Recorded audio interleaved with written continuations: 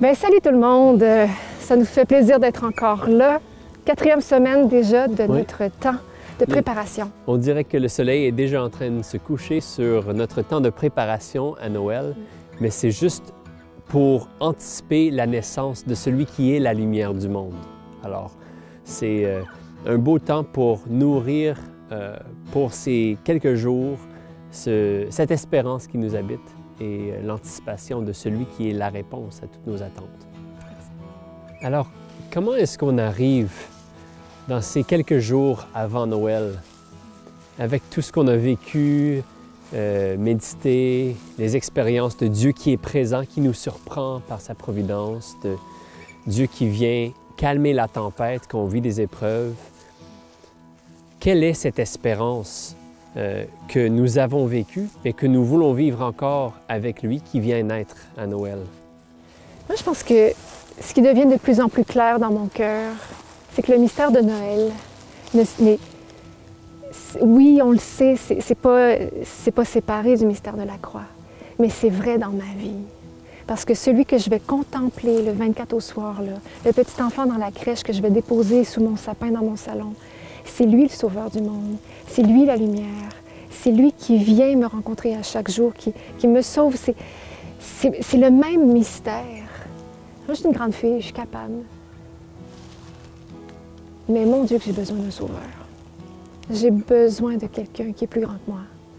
J'ai besoin de quelqu'un qui vient me prendre dans tous ces espaces de ma vie, de tout ce que je suis. Qu'il n'y ait pas un petit coin de ma personne qui ne soit pas connu. Et ça, je pense que c'est ça que les bergers ont reconnu, que les rois mages ont reconnu. Tu sais, il faut le faire, là. Reconnaître dans un enfant couché dans une crèche, celui qui vient pour sauver, le Messie, celui qui réalise les promesses de l'Ancien Testament, ça prenait de la foi. Ça prenait de la foi. Et cette foi-là conduit à une espérance extraordinaire. Juste de penser qu'on va pouvoir vivre toute l'éternité à côté de Jésus, en présence de Jésus. C'est ça ma foi, c'est ça mon espérance. C'est que je puisse passer le reste de mes jours en présence de Jésus, de l'Église, de Marie, de tous les saints, de tous ceux qui nous ont précédés, de tous ceux qui ont bâti notre Église, ceux qui ont annoncé cet évangile qu'on est en train de proclamer à notre tour. C'est celui-là que je vais contempler. Alors pourquoi pas, avec tout ce que tu viens de partager, avec tout ce qu'on a vécu ces dernières semaines, aller à la crèche justement, rempli de cette espérance vivante d'un Dieu qui, avec nous, veut tout vivre. Nos moments de joie comme nos moments d'épreuve dans toutes les saisons de notre vie, que si on s'attache à lui, si on est avec lui, on va porter du fruit, que notre espérance va voir naître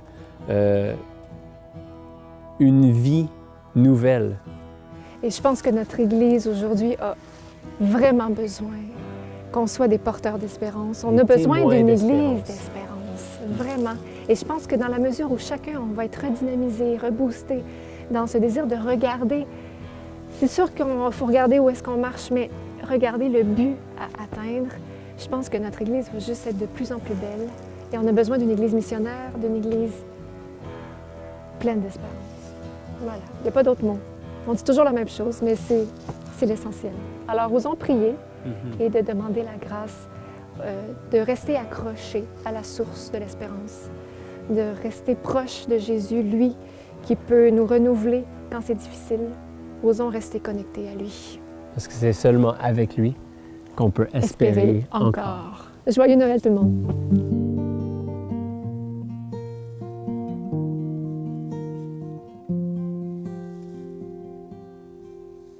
Que les fleurs éclosent ou que les feuilles soient en train de tomber, que les fruits abondent ou que le champ soit dur à labourer, peu importe la saison,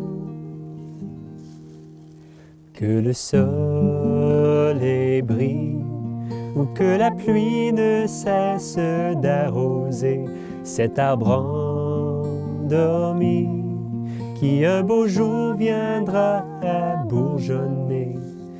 Peu importe la saison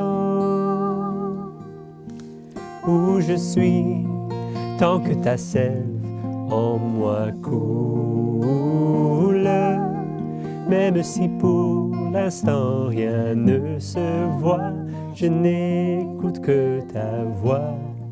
Si je demeure en toi et toi en moi, le fruit abondera.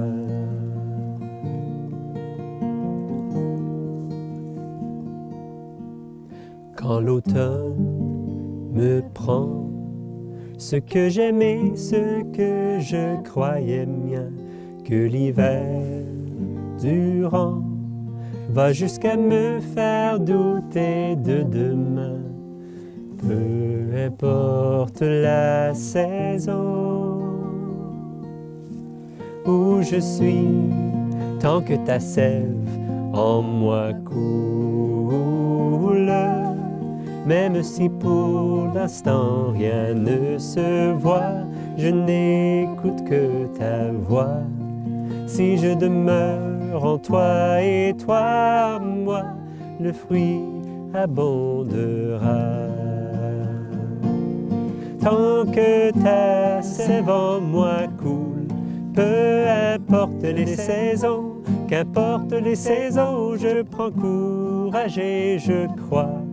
Le temps ne m'appartient pas, il ne m'appartient pas chaque journée qui s'écoule. Que je t'aime avec passion, poursuive ta mission, tu es maître des saisons. En ton temps le fruit viendra, le fruit abondera, le fruit abondera pour te donner la gloire.